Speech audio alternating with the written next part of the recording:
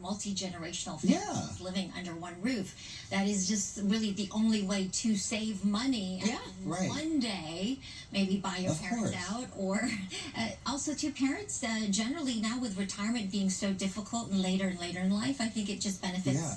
everyone. It does. It's wonderful when you live in those Nothing wrong with that. multi-generational households Yeah. where, the grandparents and the Watch parents and kids. everybody's kind of pitching in one way or Right. the other, right? Because trust me, when you have kids, boy, are grandparents very helpful. Yeah, exactly. So it's kind of the village that we Yeah. we've lost that a little bit. We So have. in some ways, this is kind of good when we all sort of share in everything. Anywho, let's talk about this. Let's talk about the current wind situation, because I know that they have been battling that fire out in Ontario. Winds are generally like 3 miles per hour to calm at this hour, but we're definitely picking up those winds out of the northwest. So that's that cooler air mass moving in, helping us to continue this cooling trend, still above average, however not as hot as what we experienced over the weekend. Big area of low pressure we're watching right now in the Pacific. This is what's going to change our weather. The first of two systems actually I'm watching that's going to bring us rain chances even as early as late Friday in some areas with sprinkles, but mainly Friday late into Saturday, Sunday, even a chance for some lingering moisture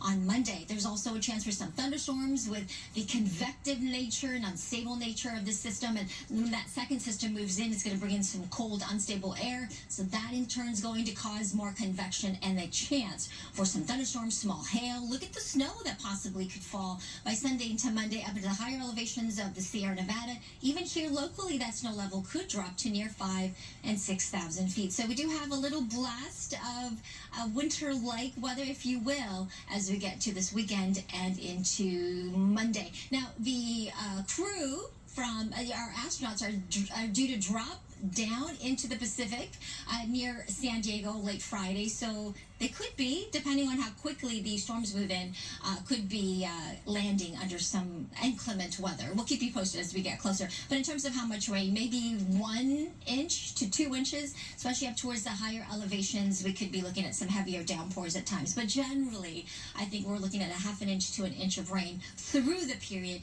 into Monday. 70 degrees in downtown LA today, expected for a high temperature. 97 in Indio if you're headed to Las Vegas today.